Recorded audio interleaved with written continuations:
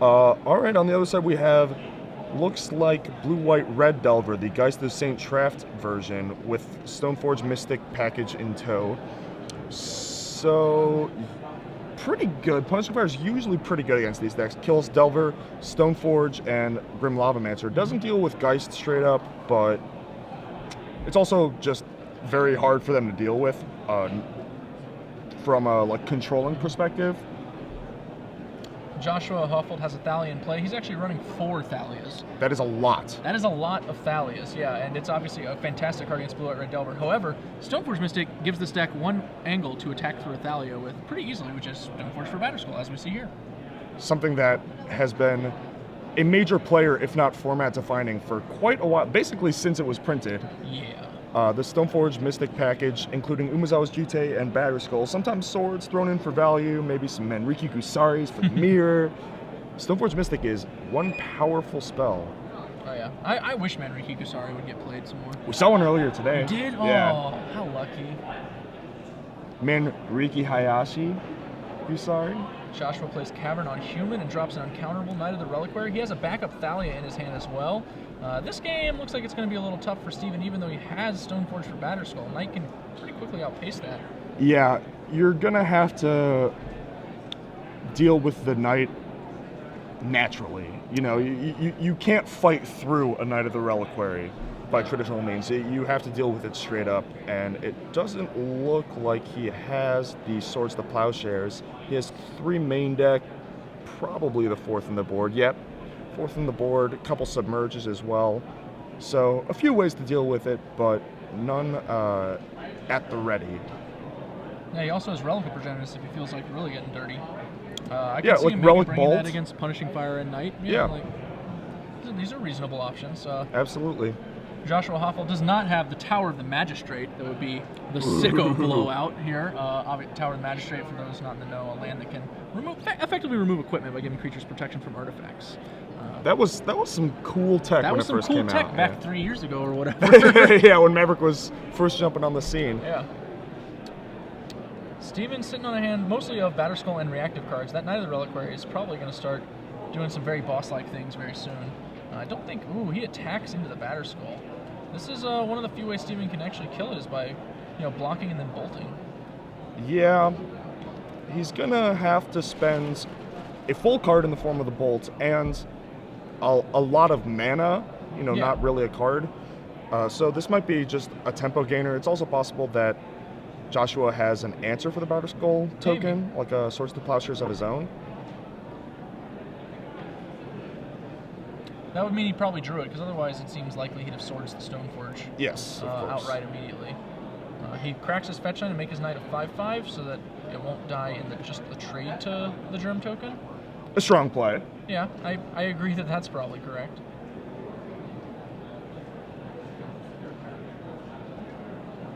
Lifelink going to give him a little padding. And is Steven going to finish it off? Looks like Joshua has a choke. So this play was a bait play. Wow. Wow. That is awesome. Wow. Just wanted to get those manas tapped so they could get this choke through. And presumably he's going to have to tap one more because this has to be bolt on the Knight, right? Yeah, otherwise you're dead anyway. Yeah. I don't know if you think you can just beat a Knight of the Reliquary this far when you're this far behind. It looks like the choke is resolving. He needs to pay a 4th mana for that choke, though. Yes, there is a Thalia in play that is a symmetrical effect.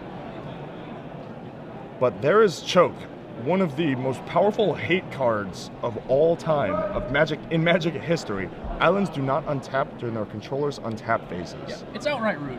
I think. It's quite impolite. As someone who really likes islands, gotta be honest, I'm not a fan. Yeah, it's pretty brutal. They really used to make some vicious hate cards. Yeah, they weren't messing around back in the day. Like, what was the Compost? Compost was rude, yeah. Yeah, that was not fair at all. Compost, Karma. Looking at Steven's deck list, he has a Plateau, so he can actually fetch up a land that untaps under choke, which is more than many of these blue-red decks can say. But beyond that, unless he draws his Singleton Wear Tear, all of his islands just became one use only. Oof. And he did have to bolt the Knight of the Reliquary, tapping 2 for that Thalia, locking out yet another land. Now, Wasteland can give him colorless that can untap, but how far is that really going to get you? Not far. Not very far, likely. Those do not untap, sir. Yep. We'll also want to keep in mind that Steven can use Daze to pick up an island and turn it back on. Yeah, use it as a land drop. Yeah. Even if Punishing Maverick should, play an uncountable human, it still might very much be worthwhile. But not in this case. Steven picks it up against the choke, and we're off to game 3. That is definitely one way to win a game of Magic. Yeah. Just play a very powerful targeted hate card. Game of Magic is one way to describe it. Oh, so Joshua looks like just reviewing some of his sideboarding choices. Let's take a look at what some of those choices might be. He actually has a pretty interesting sideboard. Is packing the 2 choke that we saw. He also has, among the sideboard cards, 2 Peacekeeper, a Bajuka Bog, a Life from the Loam, 2 Wiltleaf Liege, an Enlightened Tutor, a Gaddock Teague, 2 Glow Rider. Jeez, this guy loves his Thalias. I was going to say, is Glow Rider's the... It's 3 mana, 2/1 Thalia, no first strike. Yeah. No legend, yeah. Well, everything costs 1 more, right? Is it everything? I think it was just I think it's everything. I think you're right. It is Fear of Resistance, I'm pretty sure. Yeah. You mentioned it. And then 2 Aethersworn Canists and a Sigarda Host of Herons. So, wow, Joshua with a pretty aggressive anti-tempo plan here. He just makes all their spells cost more. And then he chokes them. Armageddon's all their lands. That's not very polite. That's actually a pretty awesome 1-2 punch there. Yeah. On the other side, Steven Rosenthal, if it wasn't already in, he's gonna want to bring in that Wear Tear. He also has the couple Submerges, the 4th Swords, the Plowshares. Probably bring back in some number of forces if he boarded those out. Mm-hmm. Choke is a pretty important one to counter. And he has Engineered Explosives as a 1-of, which is probably in his deck, kills Mother Runes and whatnot. Yeah. And theoretically, you can preempt a choke with it by 3, or, just that make sure that you leave. Night, so I think that's fine. Yeah. I think putting Engineering Explosives into play on 3 is a pretty reasonable line in this matchup. Yeah. The danger obviously being, you can get into an awkward spot with your own Geistes draft, but beyond that, the fact that it kills 2 of the best cards in your opponent's deck, Knight of the Reliquary and Choke, seems totally fine. Yeah, I mean, what are they going to do? Kasali Pride Mage it? And it's like, all right, I still traded, you still spent 3 mana for my 3 mana spell, and they had to they had to spend a card in the Kasali Pride Mage. So I think that might be an option worth exploring. And then he also has a Sword of Feast and Famine, mostly for the green-black decks, probably not coming in here. Yeah, it's not really that effective against Maverick decks because of the access they have to Mother of Runes, which all by itself can brick wall Sword of Feast and Famine, even assuming that the card's effects were worthwhile to begin with. Right, which is often not the case. Yeah, often not the case. So let's see, Steven Rosenthal going to play this game. Can he get the clock out early that he can then ride through a choke or preempt a choke? He does have a couple Spell Pierces, maybe those are coming back in. They do hit Zenith and any random equipment that's cast. Yep. That's it, right? There's no Thought Seizes. This is the punishing version. Yeah, that pretty much wraps it up. Yeah, so maybe those aren't good. Just trying to think of ways that you can sort of have not dead cards, but also outs to choke. Yeah, it's difficult, honestly. Joshua does have access to 1 Enlightened Tutor. A lot of these Maverick deck lists frequently run as many as 2 or even 3, running a lot of enchantment bullets in their sideboards. Yeah.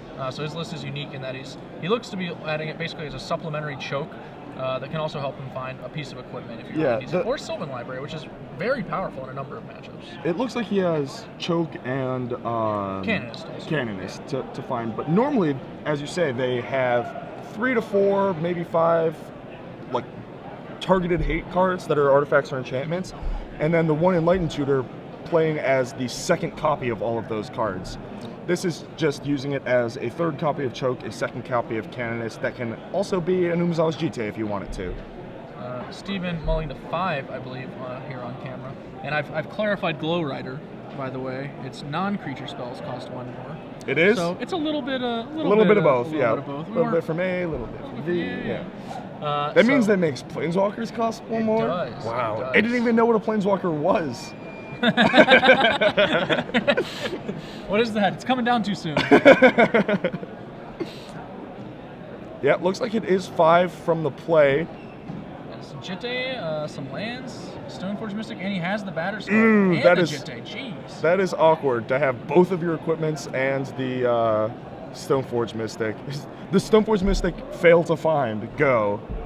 Steven declines, I believe declines to play a Delver on turn 1. Doesn't want to get wastelanded. Wants to Yeah. get his Stoneforge in play. That's reasonable. Draws the land he needs to do that, Plateau, and searches up Tundra. And Oh, he finds does Sword of Peace have. and He Famine. does have a third piece of equipment. Yeah, he's All got right. there. I kind of figured he must if he keeps this hand, but Well, on 5, you have to keep it anyway. that's fair, I guess. If he kept this on 7, it's like, all right, he definitely has something else to find. But on 5, Yeah. it's just like, all right, Squire, do it up. Man, I sure hope you live so I can cheat this Batter Skull in. And it looks like it's going to. Steven draws a Stifle. Joshua holding off on a fetch land might get punished by it. Steven probably just has to drop in Batter Skull and I would start think so. getting to work, but Well, although a Wasteland from Joshua just that might drawn. merit a Stifle. Yeah, that might be worth stifling. Although he could also think, my lands are probably going to get choked anyway. Joshua does have a choke. He Yep. can actually turn to it right now.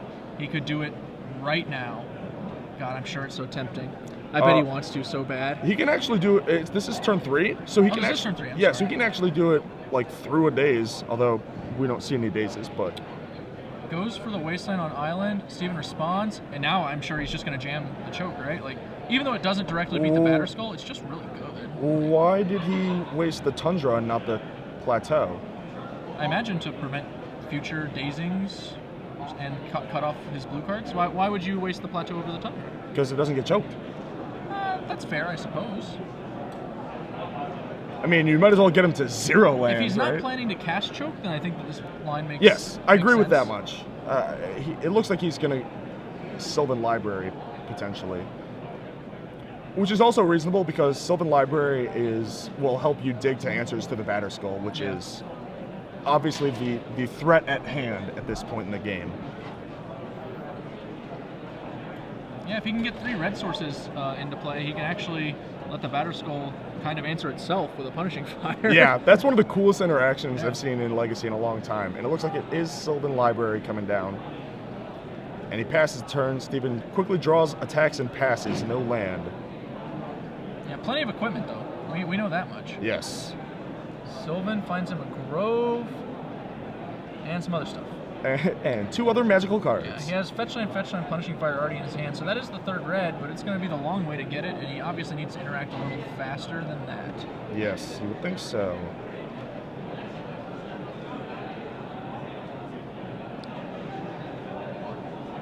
All right, let's see how many he takes. Just 1.